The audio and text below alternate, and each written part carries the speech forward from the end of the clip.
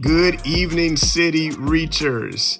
It's Wednesday night. It's normally our Bible study night, but for the month of February, we've been highlighting special things for Black history.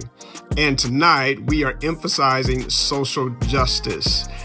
Tonight, Courtney Strayhorn, one of our young adult directors, will be sitting down having a roundtable discussion with two of our very own, Dr. Thomasina Hassler and Reverend Mickey Hassler, who work and serve in Westside and in our social justice department.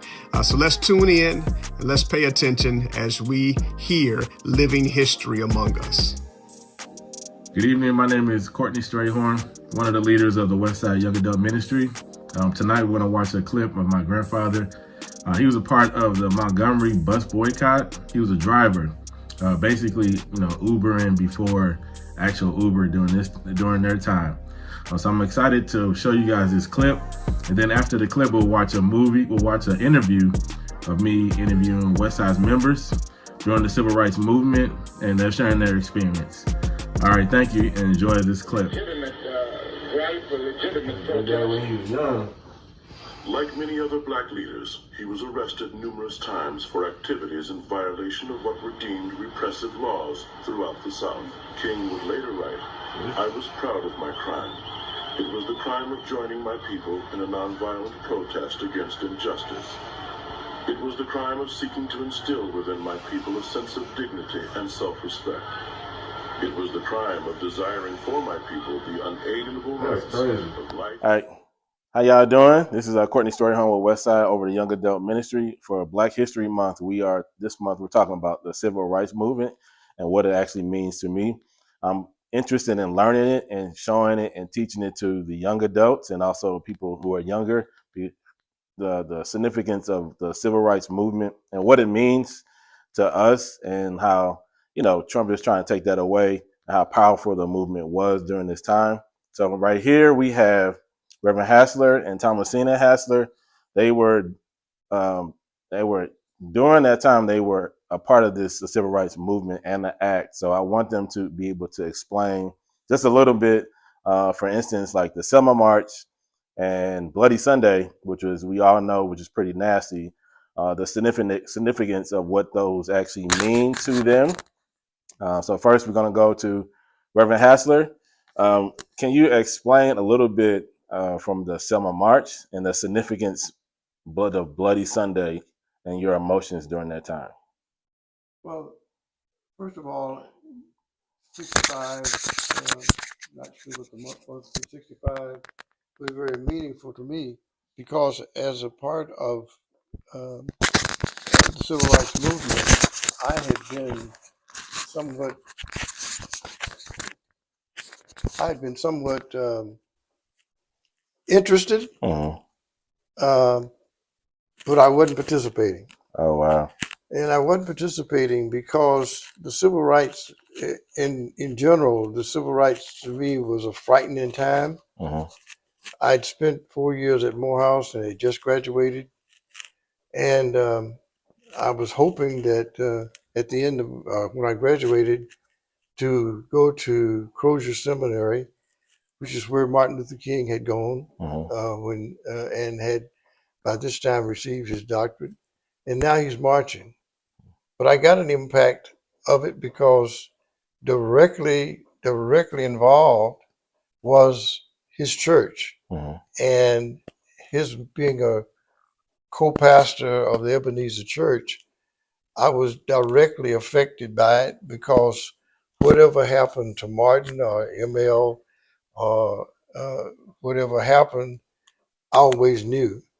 It just so happened that my stepmother and father were members of Ebenezer, and they got the news firsthand. Oh, wow. They got the news about what had happened and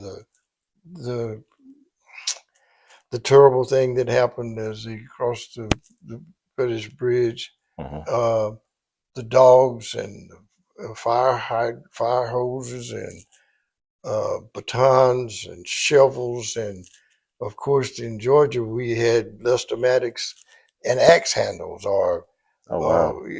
So it was a crucial time for me. Now the civil rights, as I indicated when we first started talking, civil rights to me, I was hit with it on my second day of being on the campus. The first thing they told me was, as a freshman, put your beanie on and meet us on the steps of Graves Hall at 7 o'clock or 7 p.m. Not knowing what that was, I went down, and one of the first things they shocked me with was, we're going to assist the kids who are in college down in South Carolina because they're sitting in. Oh wow. I didn't know what the sit-in was. I really didn't know what they meant by the sit-in. Yeah. But when I discovered what it was, I thought how terrible this is for my parents, my grandmother, my mother, who lived in a little small town in Georgia, and how are they going to be affected? Yeah. They told me how bad it was about segregation, and we ought to be sitting in because those kids are sitting in down in South Carolina and somewhere else sit-ins. So by the time you get to 65, we've gone through, I've seen the bus driver with his 38 laying where you would normally put the money in on the bus. By 65, and you hear these people in this town who's trying to get us to vote. I would not think that my grandfather ever voted. Yeah. When I'm growing up, I don't think he ever voted. I'm thinking my grandmother might have voted. Yeah. But the frightening thing is, while all of that's going on, they are living in the community that I just left from, that I've just been away from for 5 years. And they are still, like, I could not go in the drugstore to get a sundae or a milkshake without going in the back door. You understand? Yeah. So all of the civil rights movement, just to get to voting or to whatever it was, we're doing this. I'm doing it in a vacuum because I didn't know. Yeah. And I think that possibly that's the case now, that younger people don't know. I didn't know. We only got the Calhoun Times once a week. And there wasn't a whole lot of news in that. We didn't have television. We didn't have all of the stuff that gives you news as it happens now. We didn't have. So I probably didn't hear about the Bloody Sunday until a week later. Oh, wow. I didn't hear about it when it was happening. Wow. I didn't have no way to know that was happening. When I was on the campus, we did have chapel, which for me was mandatory. For all people going to Morehouse at that time, it was mandatory. We got exposed to some things, but Bloody Sunday as a whole had a tremendous impact on voting rights. I mean, I was old enough to vote, but I wasn't voting. Wow. Yeah. Very, very interesting. Yeah. To me, I think it opened up an avenue for us. Yeah. And we ought to really, really feel those persons who were involved as they came across the bridge and as they met the batons and so forth on Bloody Sunday. I think we ought to hold them in the highest place, the highest stead in our hearts and minds. Yeah, I think it's more significant now since I'm older now. It was significant when I was younger, but not as significant because I saw like highlights. I knew my grandparents were involved in Selma, but as far as like me seeing it up personally and close, it didn't start hitting me until I started seeing stuff in college.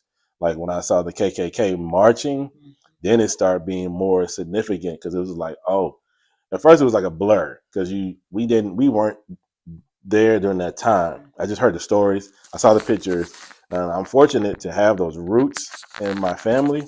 I don't take that for granted now. I think we did when I was younger, and I think that's the case now because they weren't really present. To them, it's so far long ago when you really think about it. So I don't know how they think about it, but my thing is having respect for the past generation to what can take us to the future. So as far as the voting rights, Ms. Thomasina, can you explain how was this like really significant as far as a civil acts right movement?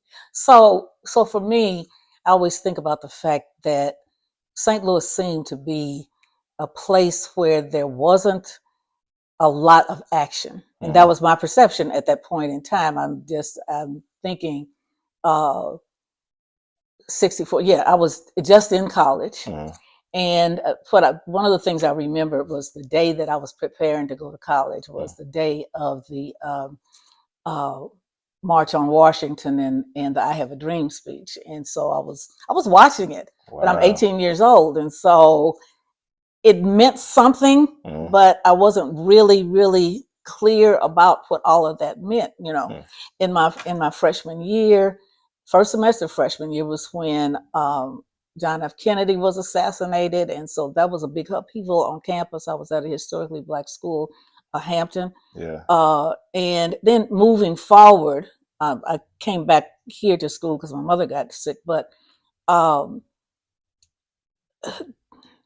there was some peripheral understanding of what was happening. I think the St. Louis American, the Argus, they were really giving information, but we weren't engaged. We were at that distance. That was what was happening in the South. And I think that part of it too is that what you were talking about, trying to erase history. Because the people, the Bloody Sunday and all of that, when you look back, way back, those things were happening. Black people have always resisted inequality, always resisted it. But we aren't taught that. So if we aren't taught that, young people now just some, just kind of blasé, oh well, voting isn't that important. But all of the things, the lack of engagement. But when you look, even the people on the Pettus Bridge, they were young people. They were not elders. The leaders, even when you think about Martin Luther King, was just in his 30s. He was. So if we know that most effective movements are led by young people. That's right. But young people have to have the education, the history to understand why it's important today and why it's important not to get all worked up about what Trump is doing, because it's the same playbook. It's been the same playbook for couple of 100 years or more since the beginning of this country. It's the exact same playbook, just different actors in the role. So if we know that, and if we know the accomplishments that despite that, that Black people have still pushed forward and that we can continue to, and not throw up our hands. One of the things that I've been thinking about is that really most people operate best under pressure. When pressure is applied, we react. And it's like a diamond. A diamond is a piece of coal, but when that pressure is applied over time, then it changes. And I think that that's the same thing we have to think about, and that we have to think about we're doing this not only for ourselves but for our children. I mean, you're sitting here, you got 3 children. You don't want them to go through that. That's right. You don't want them to have to experience that, but they've got to have an understanding of what their great-grandfather did, of what people did to keep things going. So, when I think about Bloody Sunday and seeing the footage and seeing the horrific treatment, I also think that we truly have to be deeply rooted in our faith to not lose heart and not to develop a sense of hatred, but that we understand that we're creating new tools to fight this battle, because that's what our lives are about, and that's what the scripture tells us. That's right. I definitely agree with that, because one thing I did notice, even since we watched a lot of movies, we watched Selma, I watched the documentary on MLK and stuff like that, but I noticed one thing is that the Black culture back then, you guys were unified. You didn't really put anybody down. You more likely stuck together, and I think that's the cause is really missing right now, because sometimes it seems like we're more against each other at some point, and then we are being more unified. And I think now we're confined into a little smaller space because we have the difficult time with a challenging president. I think God is forcing us to be able to become more unified, not just with our culture, but with multiple people, multiple cultures. There's a time now we have to stick together to be able to make some type of changes. It's not only on our culture. We are suffering somewhat, but we won't suffer that long. It'll be a little while. God will prevail in the end. And I think that's the difference now. We have to be able to stick together as one with different cultures.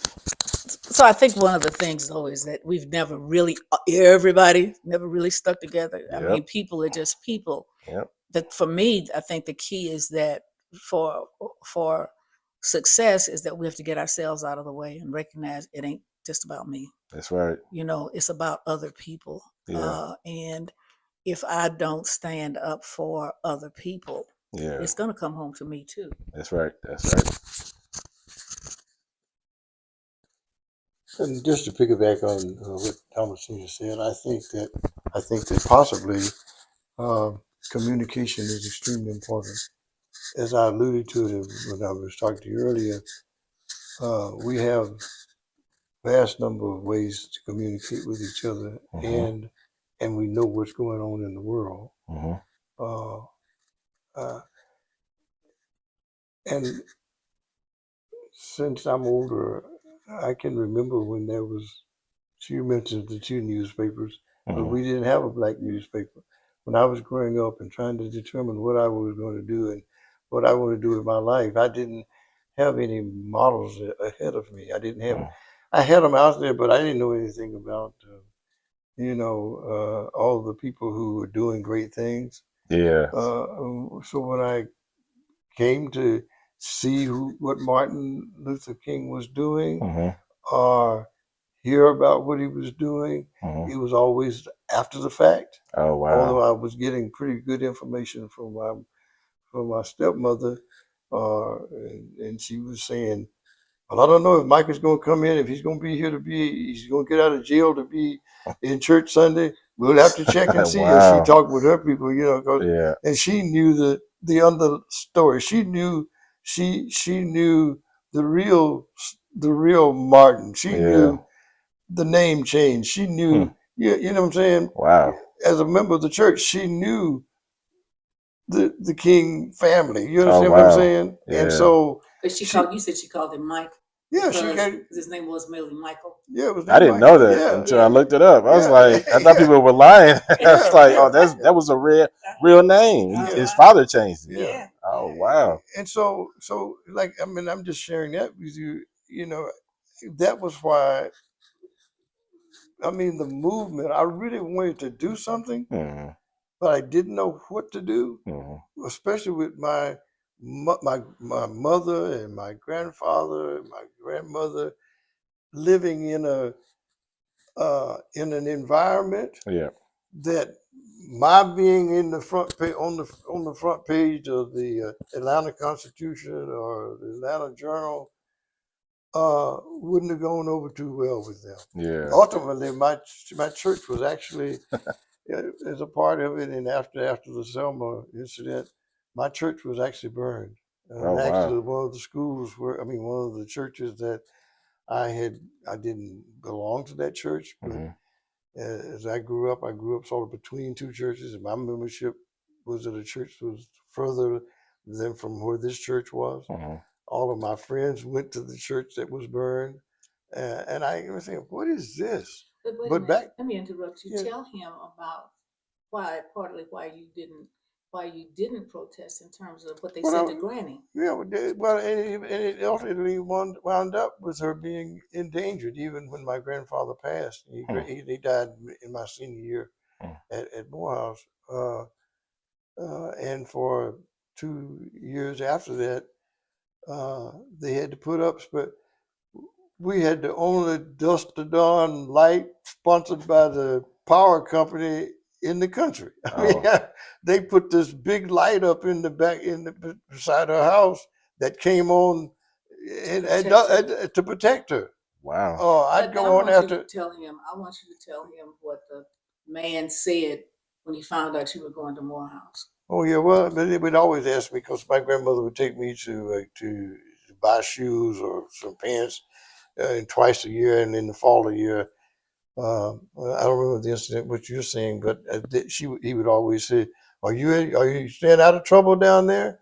And it would have not been cool if I had been on the front page of the Constitution, and they got pictures of me, although I did it one time, march around Rich's department store, which was a big department store in Atlanta at the time, with the Ku Klux Klan walking in one direction and I was walking in the opposite direction. Wow! Around that store, and that was one of those incidents where they told us as students that we had an option to go and to actually demonstrate.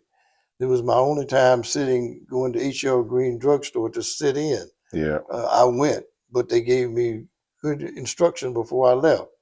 The law says that the police have to ask us 3 times to leave from wherever you are. Otherwise, you'd be arrested. And so, if you remain for the 4th one, you're going to be arrested. Yeah. And so, I'm by this time, I'm a sophomore, and I'm thinking, what's going to happen with my grandmother? She sees my picture in the paper. But I dared to do it, and did it one time with the idea of going to H.L. Green, have them. I missed the spray. I didn't get to see the spray. It didn't get on me. Wow. But they were spraying black folk who were sitting at the lunch counters. And they were not serving us, saying no service. And I stayed until the police asked me 2 times to leave, and then I left.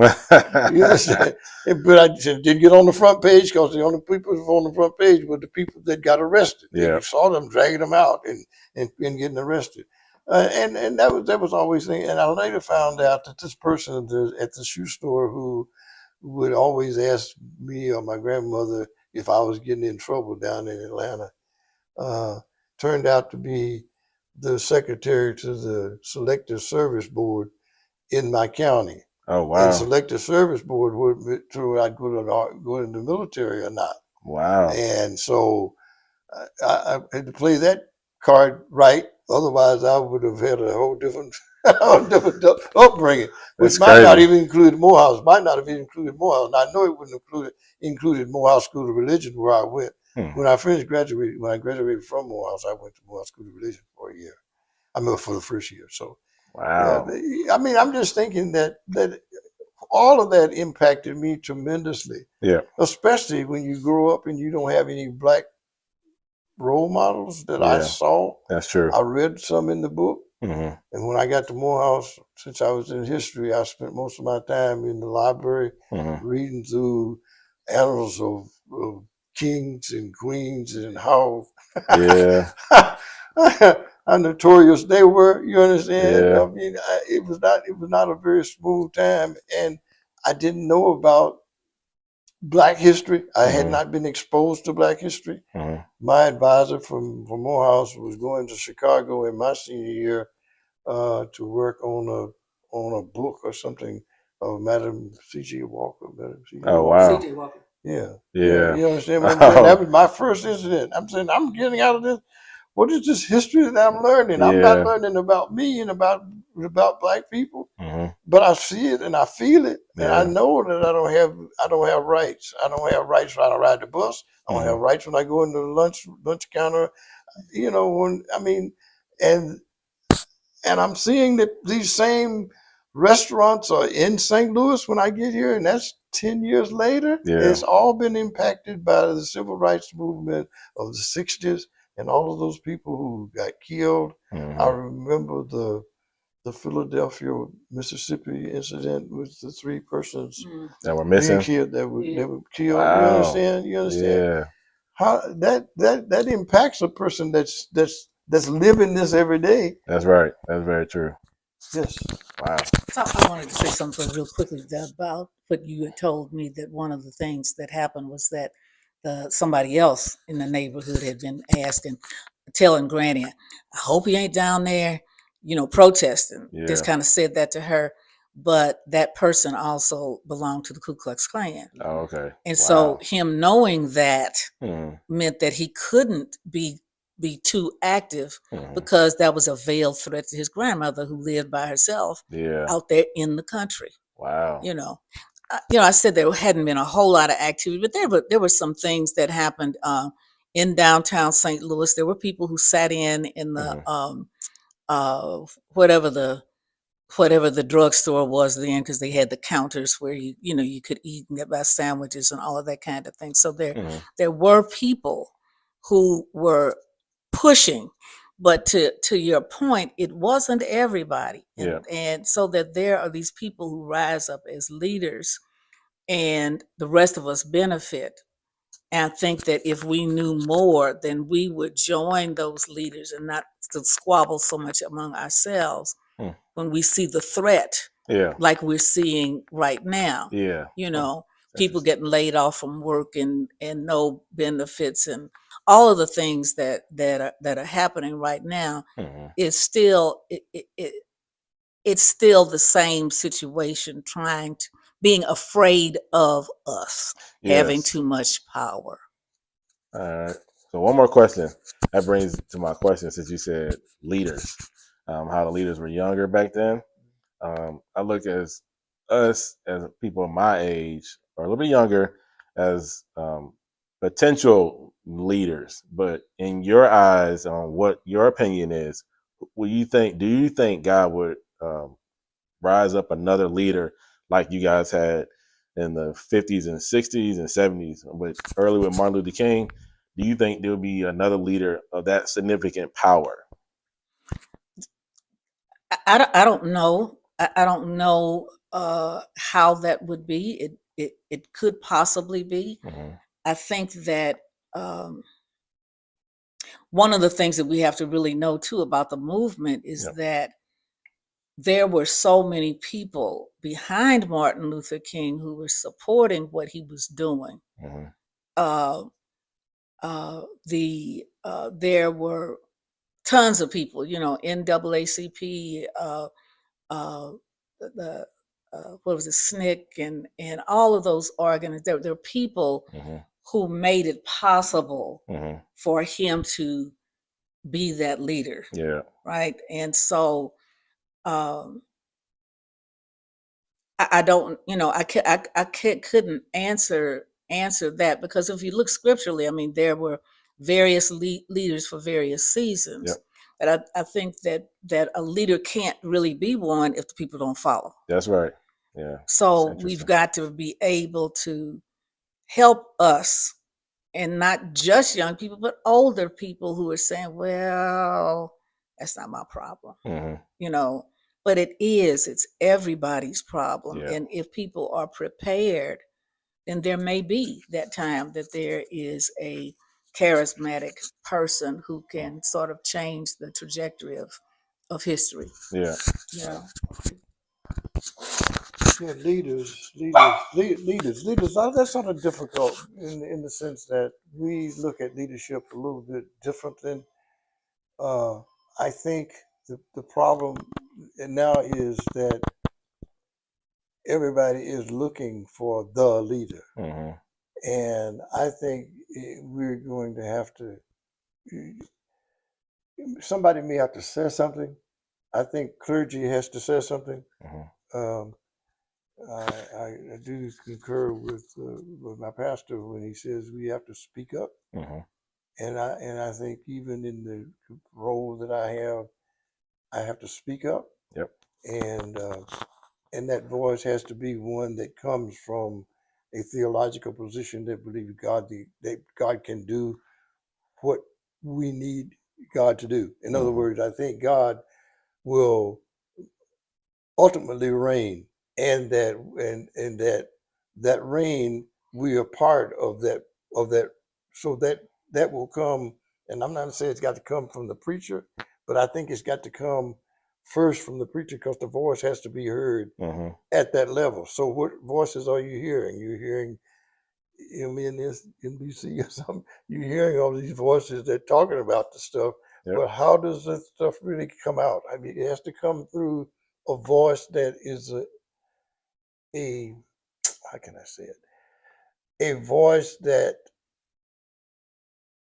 can be heard. Mhm. In other words, I don't think,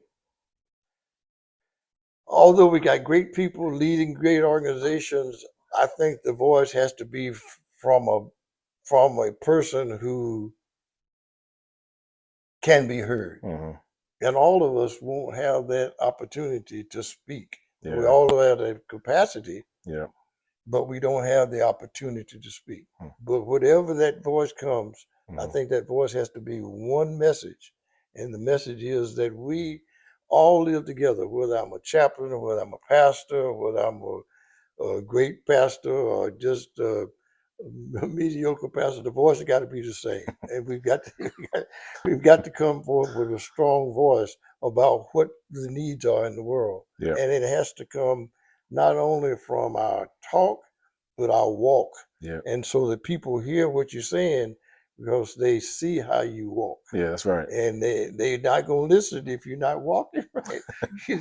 So I just think that voice has to be heard wherever it is. I mean, it may be in a smart, quiet voice, just talking to a few people, but it has to be saying the same message. Yeah.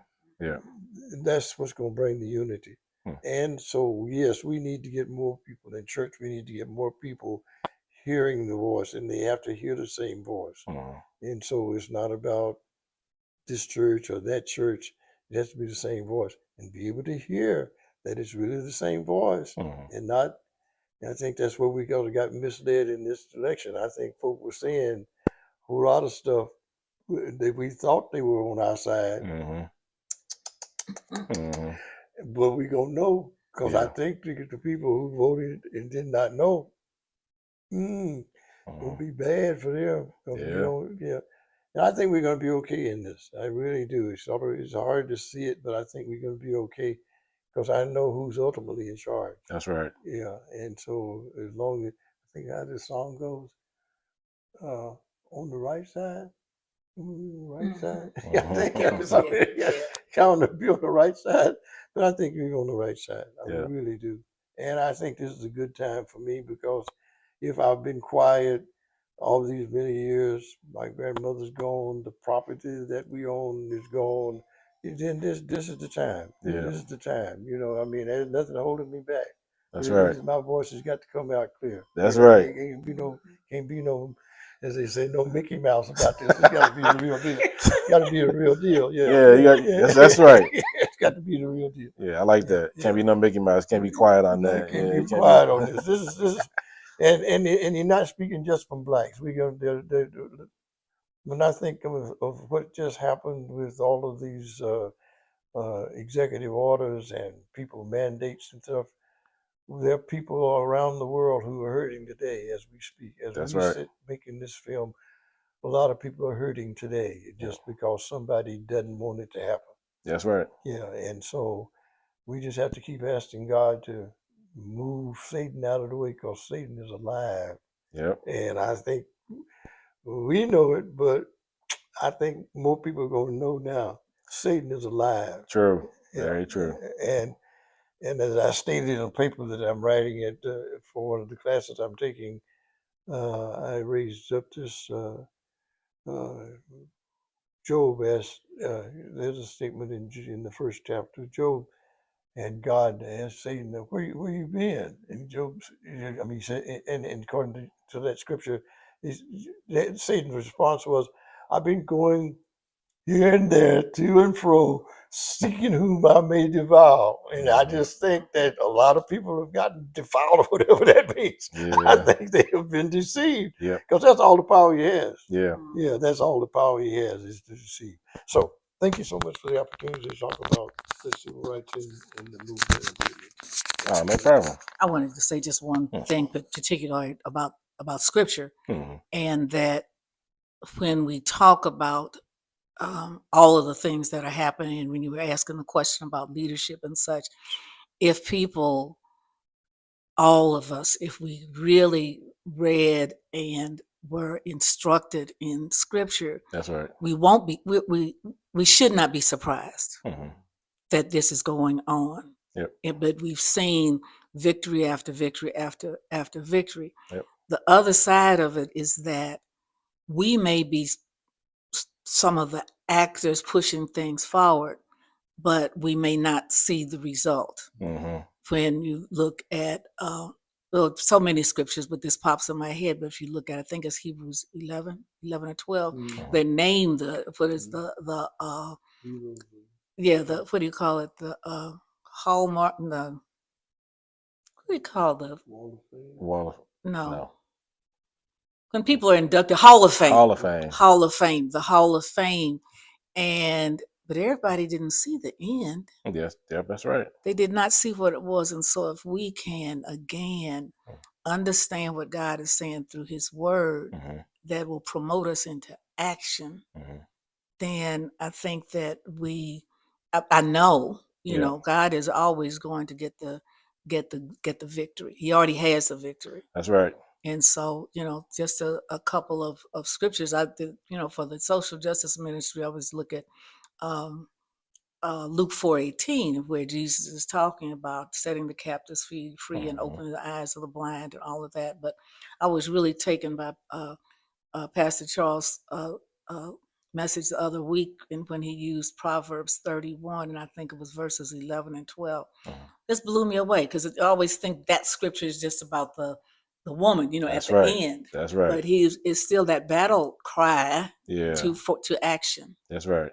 And so I just wanted to say that too. Thank you. Thank you so much. Well, thank you guys for your responses. And as far as me being in civil rights, I think you guys were the real heroes, because we always hear the stories, and we don't know how far deep the roots go until you go back and dig it up a little bit.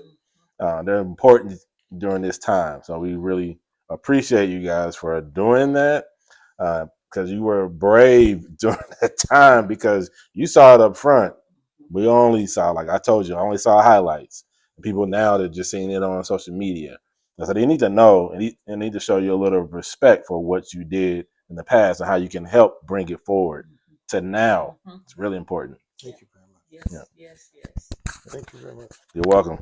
All right, thank you guys. And this is the young adult. So you can actually see this on. I'm gonna put it on the YouTube page for Westside, and it could be as far as a podcast as well. We're gonna do another clip for the civil rights movement to show you how important it was during that time and the significance of what it means to now.